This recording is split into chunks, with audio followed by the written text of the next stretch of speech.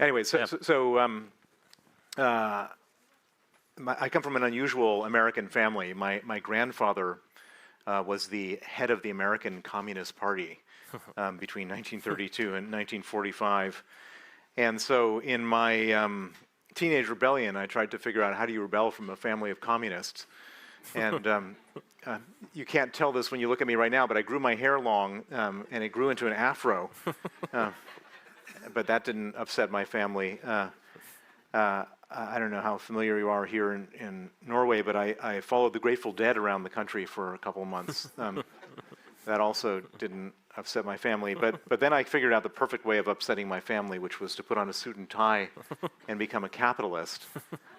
And that really did upset my family. I went to Stanford Business School, and I graduated in 1989, which was the year the Berlin Wall came down. And as I was trying to figure out what to do post-business school, one day I had an epiphany, which is that if my grandfather was the biggest communist in America and the Berlin Wall has just come down, I'm going to try to become the biggest capitalist in Eastern Europe. And so that's what I set out to do. I ended up moving to London, and then eventually I moved to Moscow, and I set up an investment fund called the Hermitage Fund, which actually grew to become the largest investment fund in the country. So I achieved my sort of goal of becoming the largest capitalist, at least Western capitalist, I should say. And how was Russia during the 90s? I mean, the story goes about the wild 90s, cowboy capitalism, a lot of chaos. How was it to operate in Russia? Well, it was both exhilarating and heartbreaking. So, it was exhilarating in the sense that from a business standpoint, they were basically giving everything away for free. They came up with this idea, mass privatization. They wanted to Yeltsin wanted to go from communism to capitalism, and he said the best way to do that is to give everything away for free so everybody becomes all state property, so everybody becomes capitalist. Well, that sounded pretty good, and as an investor, it was particularly good because when they gave everything away for free, these shares started trading at some slight premium to free, which was still free, and so it was just things traded at a 99.7% discount, like oil and gas companies to the comparable companies in the West, and so that was the exhilarating part. The heartbreaking part was that it ended up being a situation where nobody ended up getting anything, really. I mean, the average Russian was destitute, and 22 oligarchs ended up with 40% of the country. And the destitution of these Russian citizens, you couldn't feel anything but absolute horror.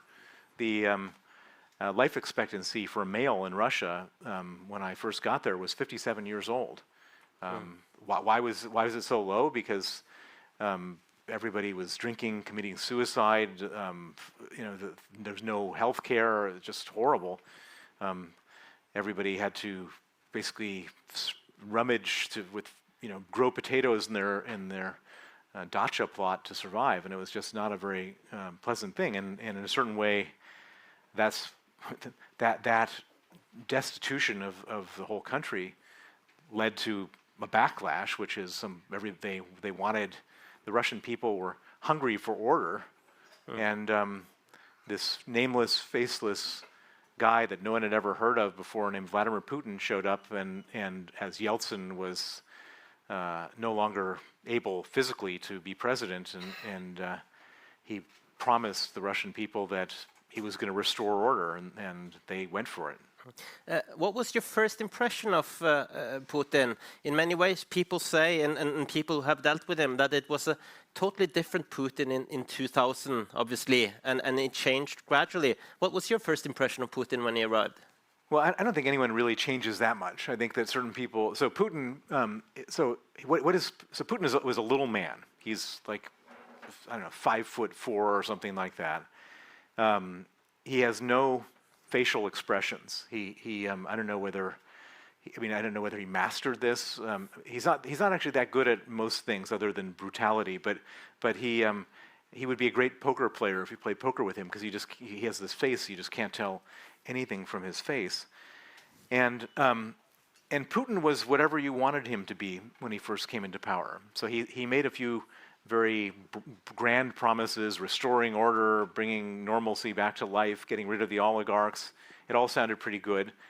And he was also a little scared of his job. It wasn't like he had been planning on this for his whole life. He was totally an accidental president. Yeltsin was looking for a successor, and Yeltsin picked 3 other people before Putin. Each one of them picked, fired, picked, fired, picked, fired. And they were running out of time, and so they picked this guy who nobody knew much about. And so it wasn't like he had known in advance that he was going to be president, and he showed up, and he was pretty scared of the job, and he was scared of the Russian people. And so for the first couple of years, I would argue that he was sort of a boring technocrat. He wasn't this tyrant like we see right now. And I actually kind of liked him in the first year or two because he was doing economic reforms, and I mean, he would. There was nothing exciting about him, but nobody wanted excitement. People just wanted something normal. And the thing that really excited me at first was when he arrested the first oligarch, the biggest oligarch in Russia, Mikhail Khodorkovsky, the owner of Yukos. I thought, wow, one down, and a man of action, and 21 to go. But before, let me just go slightly backwards, Bill. And there has been a lot of discussions about the way that Vladimir Putin rise to power, and especially his FSB, former KGB creds.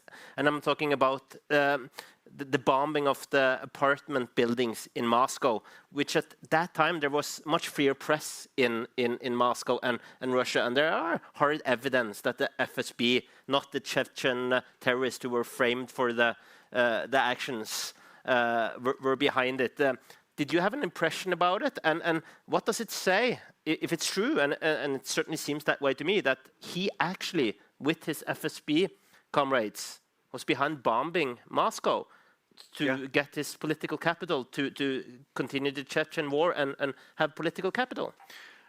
Really, thank you for asking that question, because it's the original sin that leads us to today. So I was living in Moscow when this was going on, and it was really interesting and horrifying. So you live in Moscow, a big apartment building blows up, 100 people dead. And so you're sitting there thinking, okay, wow, that's terrible. That's a terrible terrorist act. And then another apartment building blows up.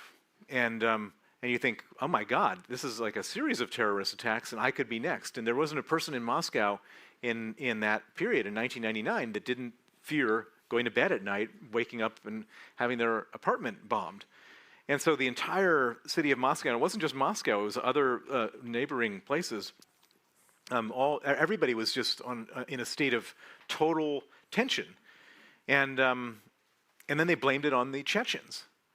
And then the craziest thing happened, which is that there was a apartment building. I think it was in Ryazan, which is a different city, a provincial city, where they were planning to blow up another building, and whoever was organizing this thing didn't tell the local police to stay away, and some neighbor or some resident saw this, and they surrounded the person. They called the police, and it turned out to be not a Chechen but a member of the FSB. And everyone was and when the Russians mess up these things, they like say the wrong thing and they backpedal and so on and so forth, and basically an FSB agent got caught doing it, and so if he was doing that building, obviously they were doing the other buildings. They came up with some idea that this was a training exercise to see how vigilant everybody was and blah, blah, blah. But the FSB was blowing up the apartment buildings. But they glossed over the fact that the FSB got caught. They blamed it on the Chechens. This little nameless, faceless man named Vladimir Putin then announces he's going to go to war with these terrible terrorist apartment bombers. And he made this famous speech. He says that, we're going to go after these people and we're going to bomb them, even if we bomb them in the shit house, meaning the outhouse, using the word shit. And everyone said, yes, a strong man is here for us. He's finally. And they go and embark on this ruthless, absolute, destructive, murderous war, killing Chechens left, right, and center, 50,000 dead in Grozny, and the Russians love that, and his approval ratings go from 0, no one ever heard of him, to more than 51%. He wins the election and becomes formally the president. And so, why is this the original sin? Because Putin understands the the value of war in terms of popularity. And that was the first time he did it, to get to power, and it wasn't the last time. I'll leap forward now, Bill, and the Magnitsky story, which has defined much of your relations with Russia. If you very briefly could tell the Magnitsky story, I know you have done it many times, but what is the short version here? Well, the short version is that as I was running my investment fund in Russia, it became obvious that every one of the companies I was investing in was being robbed blind by the oligarchs. And so I decided to try to stop the stealing in the only way I knew how, which was to research how it was done and then share the research with the international media. And we exposed Gazprom, Sberbank, Unified Energy Systems, Surgutneftegas, all sorts of big Russian companies. And for a while, these exposés worked. And in fact, they worked because Putin was fighting with the same guys I was fighting with. The oligarchs who were stealing money from me were stealing power from Putin. And he would step into these situations and do something. He would issue presidential decrees. He would vote the state's shares. He would do all sorts of interesting things that would help who would put pressure on the oligarchs and help the share price. Then he arrested Khodorkovsky, the owner of Yukos, the richest man in Russia, and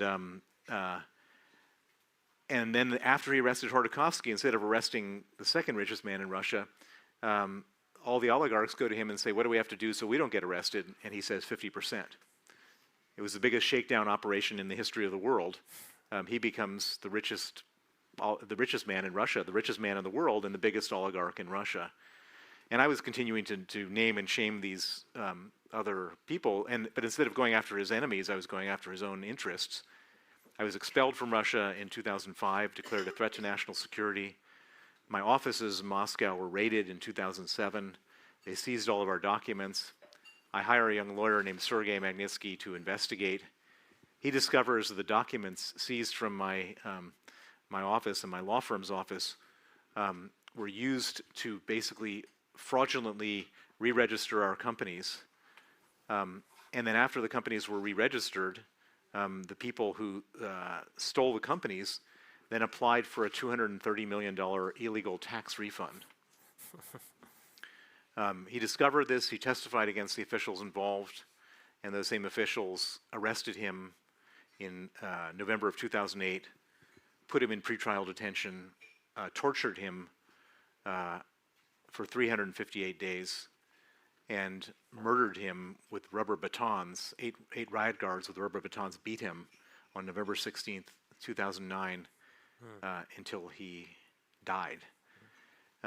He was 37 years old. He left a wife and two children. And since then...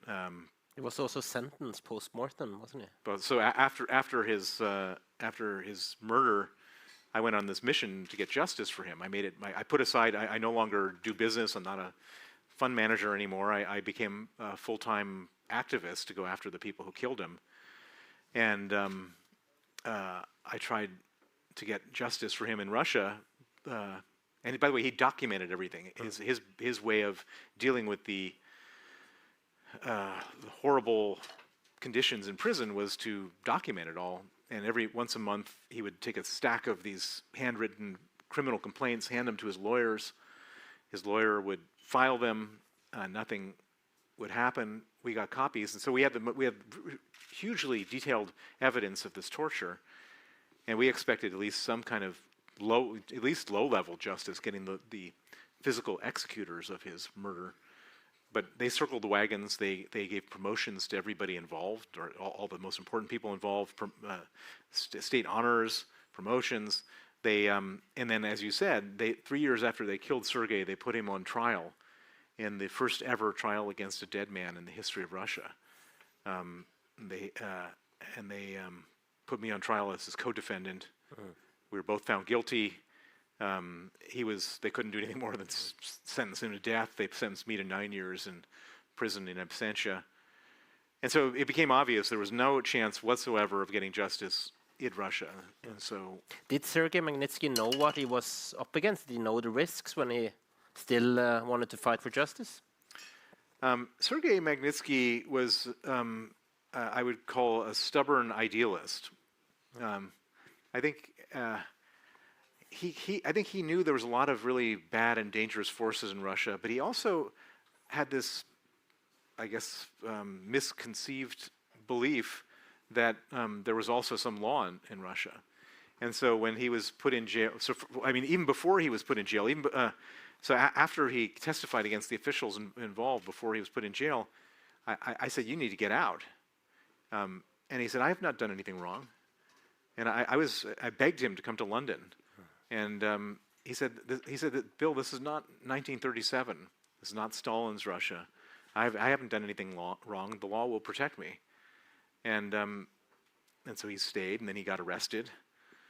And then when he was in jail, they tortured him to try to get him to withdraw his testimony. They put him in cells with 14 inmates and 8 beds and left the lights on 24 hours a day to impose sleep deprivation.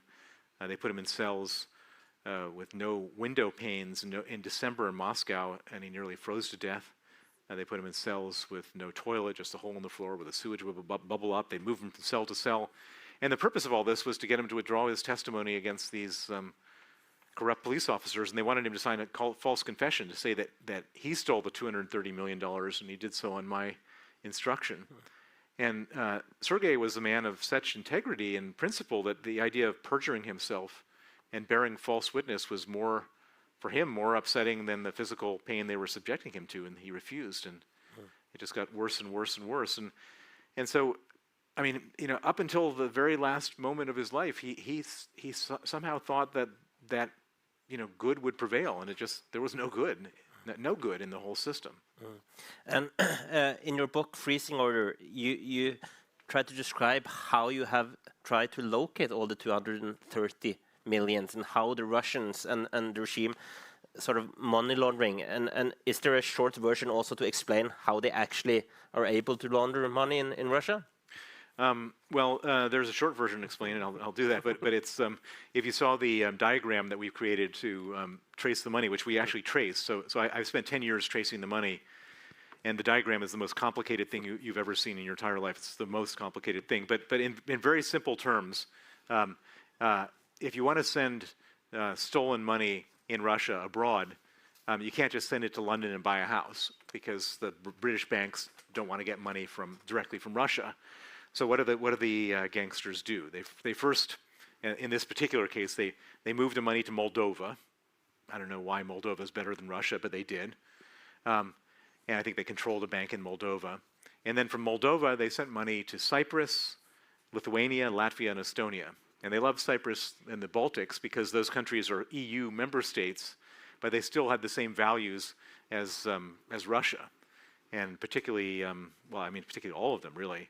And to make matters worse, they would set up UK companies. So they would set up a company at British Companies House, and they would get British directors in some cases, or other EU citizen directors. They would then set up accounts for these UK companies at a Danish bank in Estonia, Danske Bank. And Danske Bank, that sounds pretty legit, right? British company, British directors, Danish bank, Estonia. And so, then they move it from Danske Bank to another maybe Swedbank, and then Nordea Bank, and DNB. Is it DNB that one of your banks here? Yeah.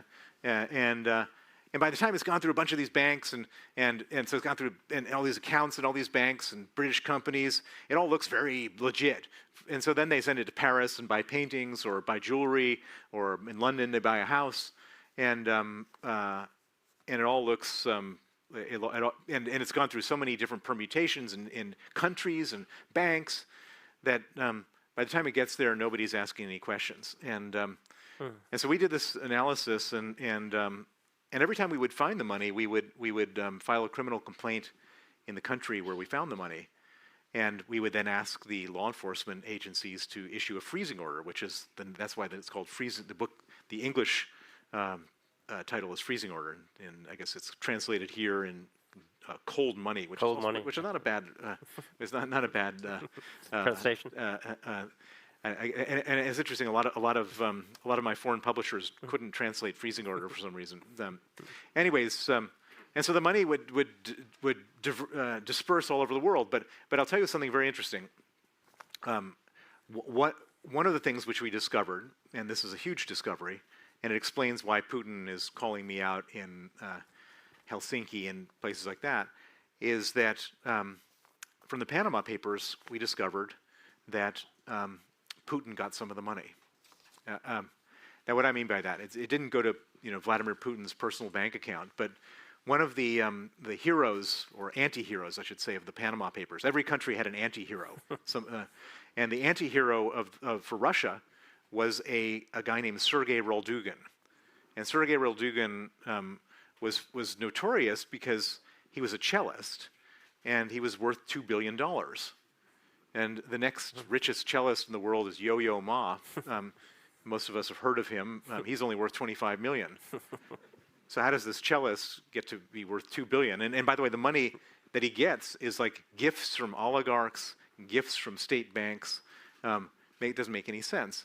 And so you then look at his background. It turns out this cellist is not any old cellist. He happens to be Putin's best friend from childhood. He was a godfather of Putin's, one of Putin's daughters, and he's also the guy who introduced Putin to his wife. And so this cellist is not, basically, why do all these oligarchs give this guy the $2 billion? Because they're not giving it to him, they're giving it to Vladimir Putin, and Vladimir Putin trusts this guy.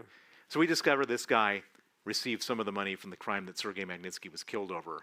So Vladimir Putin gets some of the money, which is why he's so interested in this whole thing. You mentioned that you filed complaints wherever you could find the money, and I guess my question is, how well is this money laundering system understood in the West, and how have their reactions been when you file complaints?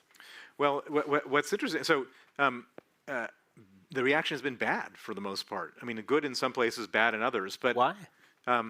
Why? In different places, different reasons. So let me summarize the thing. So we found most of the $230 million that was stolen. I think it's gone to 26 countries. 16 of the countries opened criminal investigations.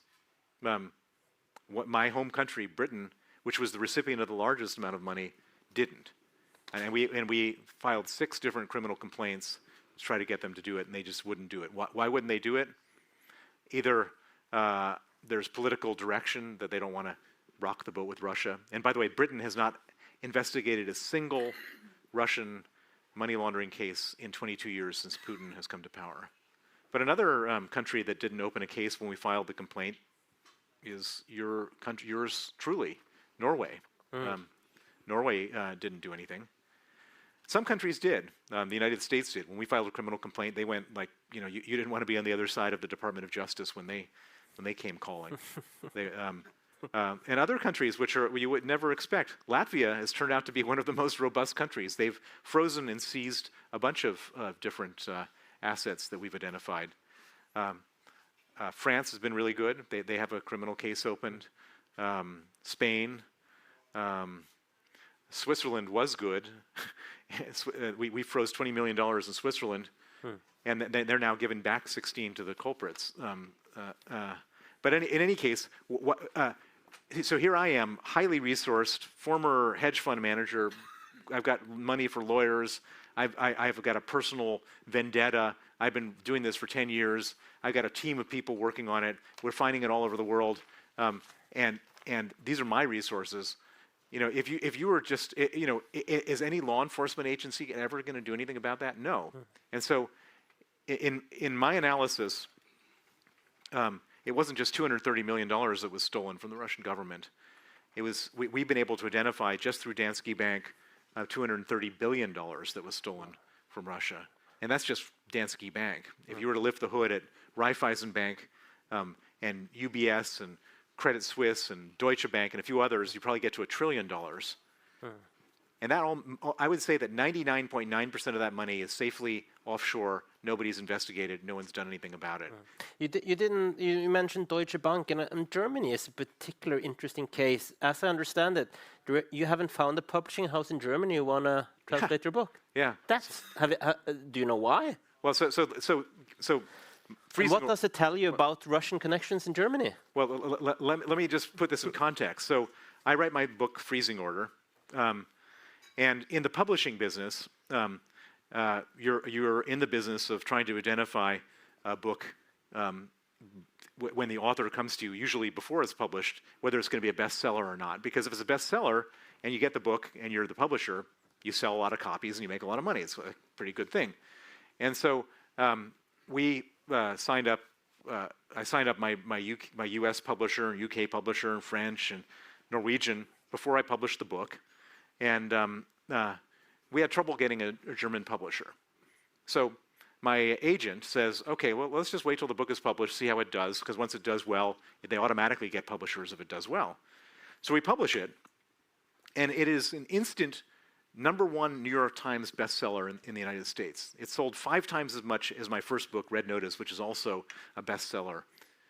And it becomes a #1 bestseller in Canada, a #1 bestseller in Australia, a #1 bestseller in the Netherlands, another #1 bestseller in South Africa, a #1 bestseller in New Zealand. And even after that, we go to Germany, and they will not touch. I don't have a German publisher. I mean, what in the world? I mean, so this is not about money, because so what is going on in Germany? This is the same country that built Nord Stream 2, that became more dependent on Russian gas when everybody knew that Russia was going to use gas as a.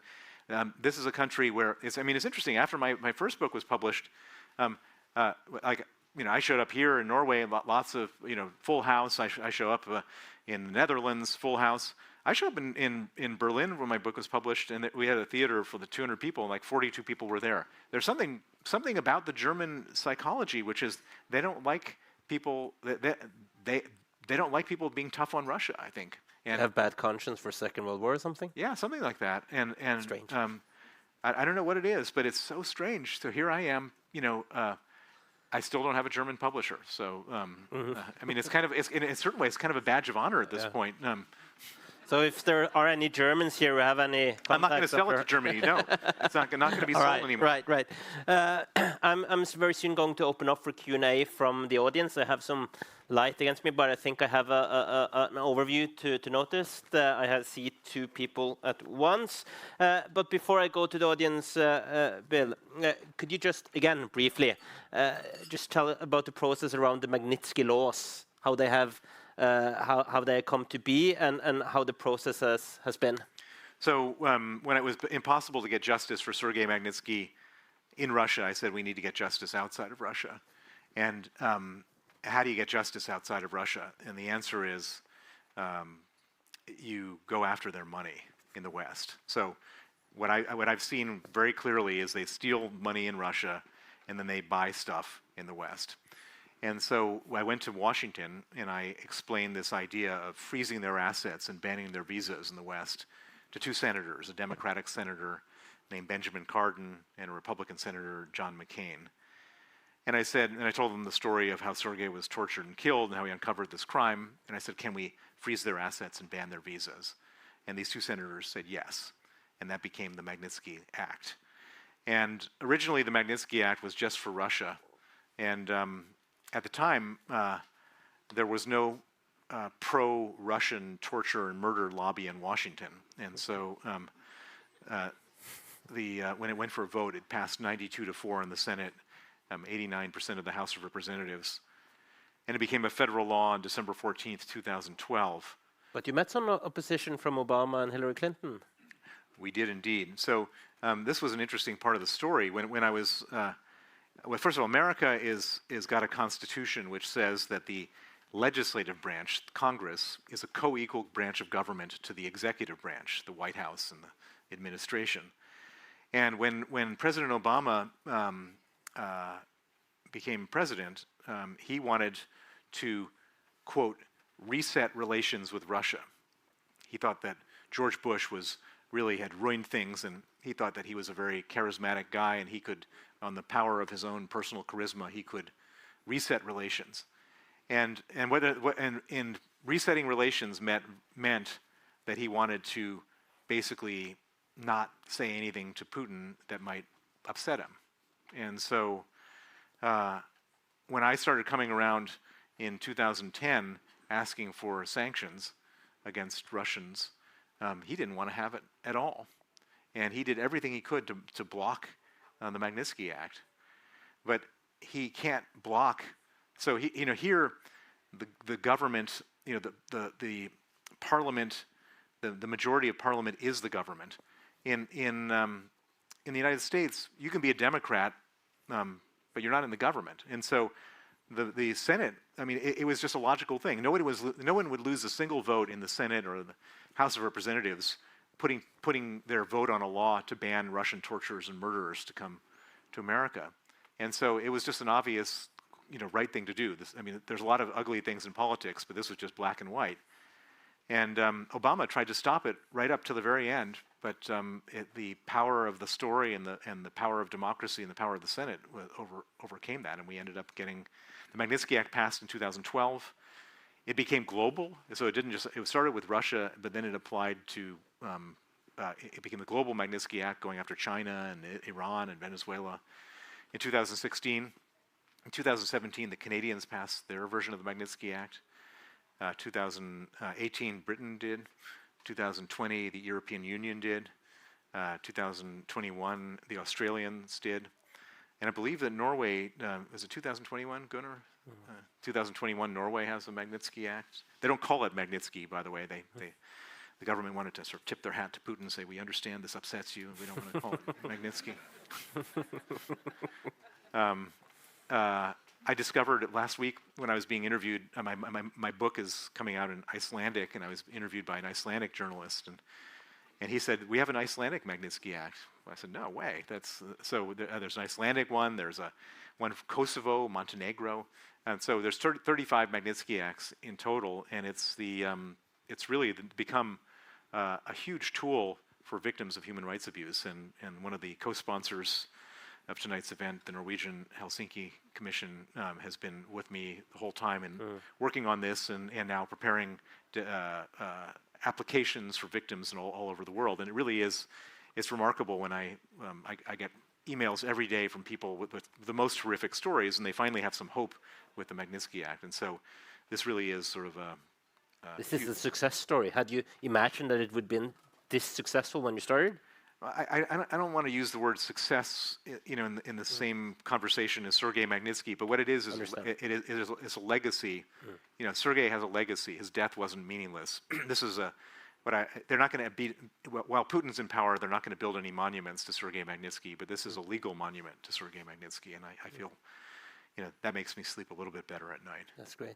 Speaking about the Norwegian Helsinki Committee, I noticed Gunnar as the first speaker. I also noticed the gentleman sitting over there, and also Jan. I don't know everybody's name here, but some of you I do. We will see how many we will have time for before further. Also one there. Please, Gunnar. Thank you. So in the Helsinki Committee, we have been supporting Bill's campaign for Magnitsky laws for a long time. And you were not always very impressed by Norway. I think it came out in the piece in Dagbladet already. And I remember when I told you we actually have a Magnitsky law in Norway, you were, do you? And yes, we have. And one of the reasons we have is that you all the time had some supporters, even in the parliament, where the Liberal Party were one of the, I would say, most consistent supporters of this idea. And Trine Skei Grande has part of the, I think, credit for this law. And to really have you and, let's say, the Magnitsky campaign understand the Norwegian law and its potential force, we have made a report, and we got some pro bono assistance from Vic Borrain to do it. And this is our gift for you today. I would say to all of you, read Bill's books first, and then this one. Thank you, Gunnar. That's very good work from the Helsinki Committee. That's a good president, Bill, isn't it? So So this says the Norwegian Sanctions Act. You need to before you pass this out, you should call this the Norwegian Magnitsky Sanctions Act. Right. I had the next gentleman on the speakers list sitting there, and also I noticed Jan and one people sitting more behind. Yes, you, please. Hi, my name is Steven. Thank you very much for very interesting opinions that you brought to us. I wondered if you could weigh in on current events, and based on your knowledge of Russia, of Putin, and the power apparatus that he's got with him, what is the chance that he's going to be brought down, and what's in the future for Russia, the way you see it? That's a great question. Yeah, of course. That's the the elephant in the room, if you will. I think you can really draw a straight line from Sergei Magnitsky to the war, and let me do this. What we discovered was $1 trillion of money stolen over a 22-year period. We started pulling on the Magnitsky string that led us to Danske Bank, and then led us to this enormous theft. And that was money that was supposed to be spent on the healthcare and schools and roads and public services. Instead, it was spent on yachts and planes and villas. And you can do that for a year, you can do that for 3 years, you can do that for 5 years, but can you do that for 22 years as a leader, stealing all the money from your people, and not have them eventually, get restless, get angry, get grumpy, get hungry? And particularly after 2 years of COVID, where everything was really stressed anyways. And I think that Putin believed, I'm sure that Putin believed that he had a real probability at some point of something happening, that something unexpected happening, that where the match would light up and everything would go up in flames, and he would be sitting in the Kremlin having to have a helicopter take him out because 1 million people would be on Red Square. And I think that Putin did what every dictator does when they're afraid of their own people rising up, which is to create a foreign enemy and start a war. And remember, in the beginning of this conversation, we talked about the war in Chechnya served him very well in terms of becoming president. The war in Georgia, in 2008, spiked his approval ratings. The takeover of Crimea and eastern Ukraine in 2014 spiked his approval ratings. And I believe that this war is all about Putin desperate to stay in power. And I should point out that if Putin ever were dethroned, if he ever lost power, it's not like he could just sort of retreat in a dignified way to the Putin presidential library and paint and enjoy his ill-gotten gains. They would come for him so fast, they would string him up from a lamp pole and he would die. And he understands this. And so for him, this is a struggle for life and death. And for him, he needs to stay in power. And for him, going to war is to stay in power. And so what does this mean? It means that you can make any pledge you want about Ukraine being in NATO or not being in NATO, and that's not really what this is all about. You can make some, in theory, you could follow Emmanuel Macron's, wish to give Putin a piece of Ukraine and then have him sign a peace treaty, and that would be the end of it, because that's not the end of it. War, being at war, is the objective. The end game is not any end game, it's just being at war.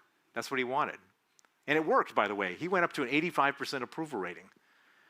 What didn't work was his military was so incompetent and so corrupt and so hollowed out that they didn't succeed in what they set out to do. And this has turned into a spectacular fiasco, both in terms of 60,000 dead, all equipment being burned, shot, destroyed, and he was forced into a situation where if he didn't replenish his troops, he would absolutely have lost the war in Ukraine.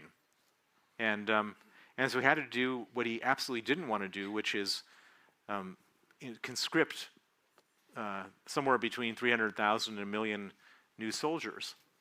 And in doing so, he's kind of done exactly the opposite of his original intention, because people are no longer cheering on a a war, a patriotic nationalist war, they're all running for their lives or being sent to the front and as cannon fodder.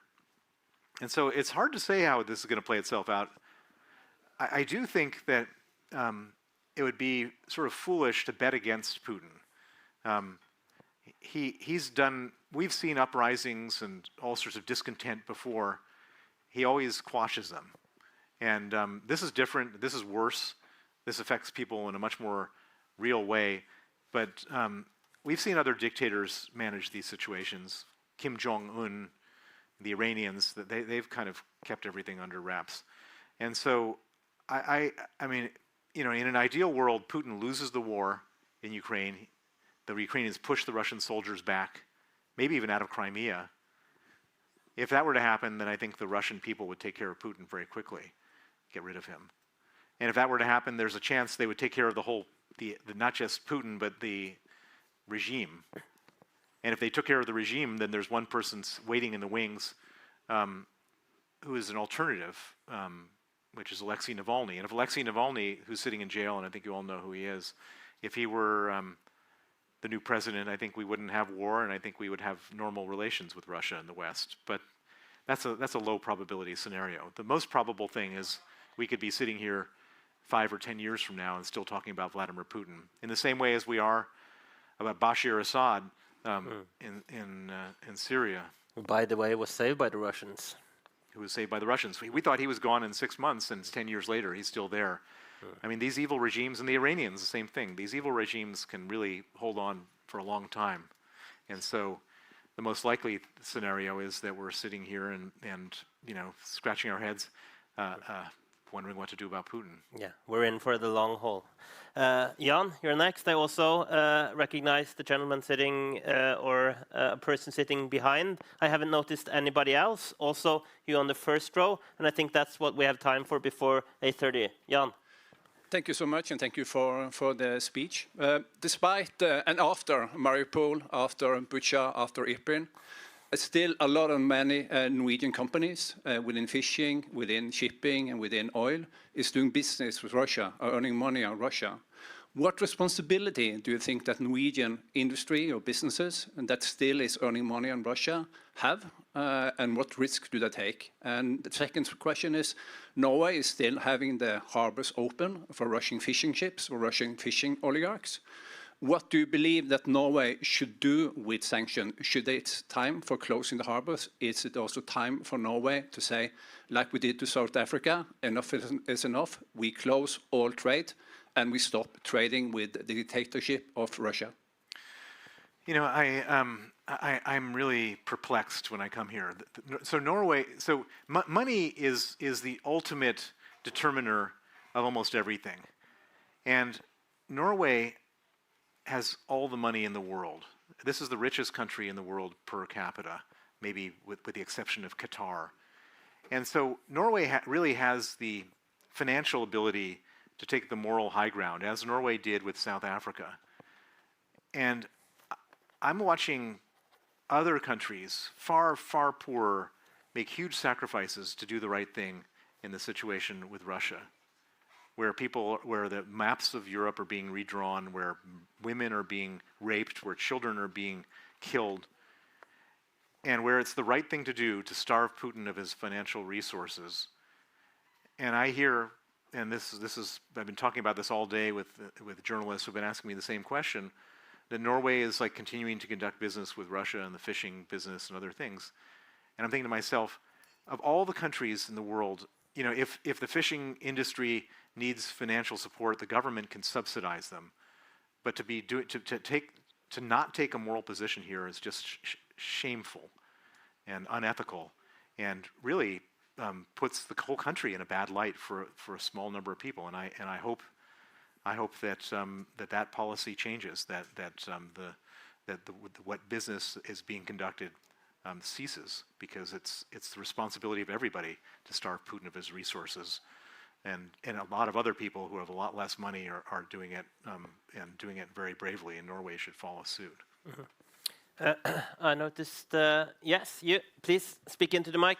Thank you. My name is Elizabeth. Thank you for a great discussion. I had a question related to the Magnitsky Act. A lot of the criticism of the Magnitsky Act has been that the people who remain or end up on these lists of sanctions do not have the right to a fair trial. And of course, we know also in the case of Magnitsky, it was clearly not a fair trial.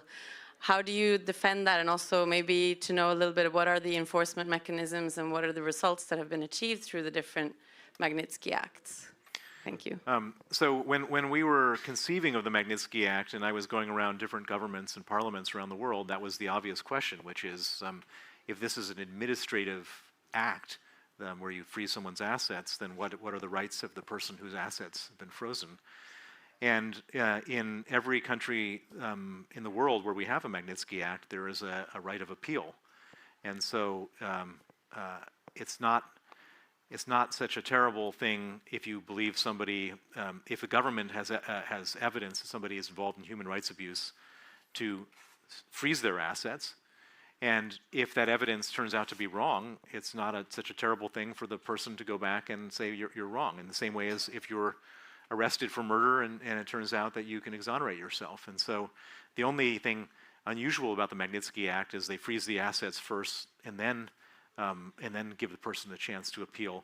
But that's no different than a situation where somebody has defrauded somebody and you go into court and you get something called a ex parte freezing order.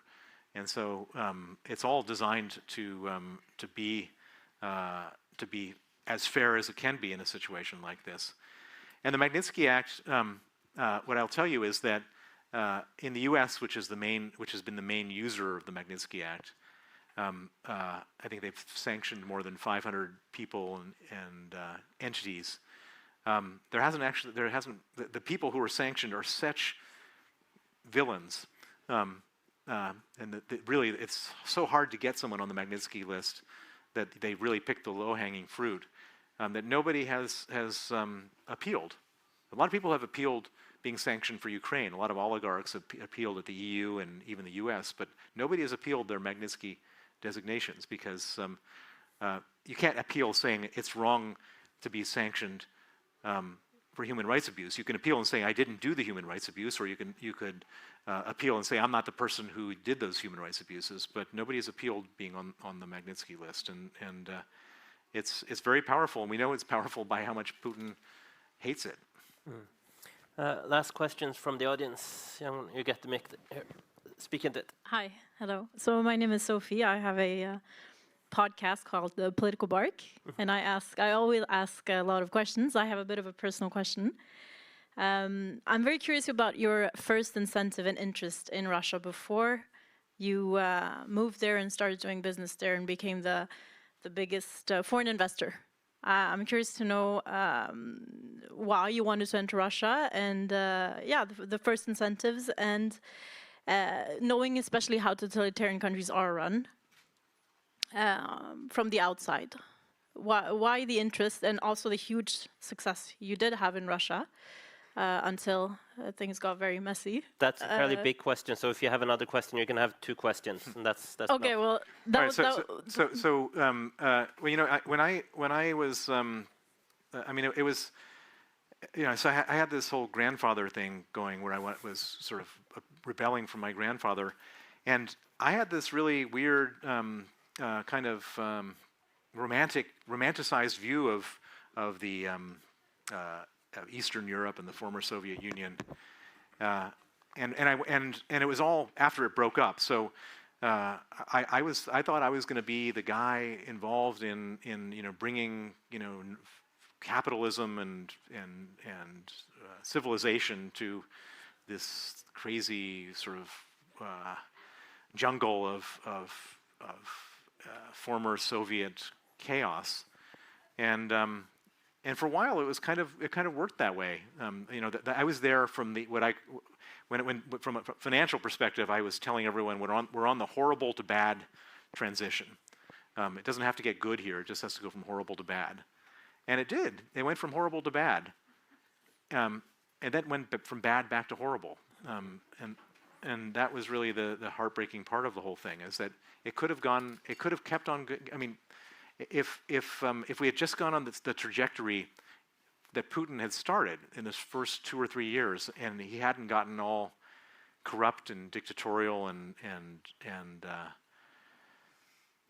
there's this expression that power corrupts and absolute power corrupts absolutely. If he hadn't gotten so tyrannical, it could have been a different story. But he didn't want to get rid of the oligarchs. He just wanted to be the biggest oligarch himself.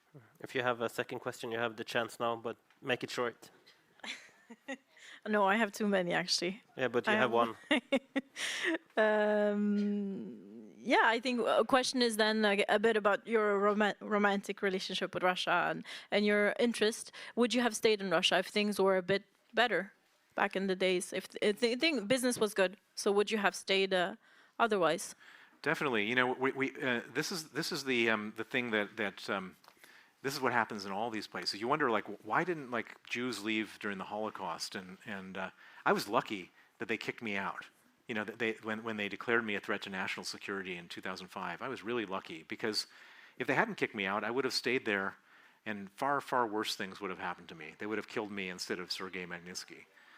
That now they're desperately chasing me around the world, trying to get me extradited and arrested and extradited back to Russia. And it was really the biggest gift that Putin could have ever given me by kicking me out. They didn't think ahead. And I would have stayed there, and I would have lost all my money. I would have been in jail, and I'd probably be dead. So there you go. At the end here, Bill, just a final question about the book, which we are soon going to open up so you can sign just around the corner, and I highly recommend it. It's both written as the enlightened thing about how Russia works, but it also a kind of crime story and a political thriller all at once. When did you know that you were such a good writer?